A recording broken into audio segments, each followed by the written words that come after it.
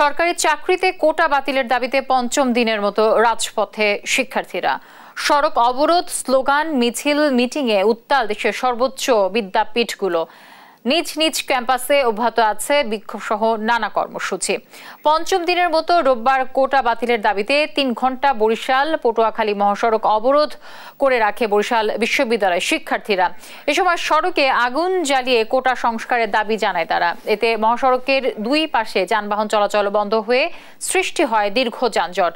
ভোগান্তিতে যাত্রী ও যানবাহন চালকেরা। একই দাবিতে খুলনা কুষ্টিয়া মহাসড়ক অবরোধ করে অবস্থান কর্মসূচি পালন করে কুষ্টিয়া ইসলামী বিশ্ববিদ্যালয়ের শিক্ষার্থীরা। এ সময় তারা মহাসড়কে গাছের গুঁড়ি ফেলে সড়ক বন্ধ করে দেয়। টানা 2 ঘন্টার অবরোধে তীব্র যানজটের সৃষ্টি হয় মহাসড়কে।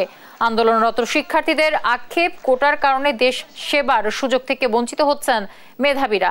কোটা বাতিলে দাবি আদায় না হওয়া পর্যন্ত কঠোর আন্দোলনের হুঁশিয়ারি দেয় শিক্ষার্থীরা।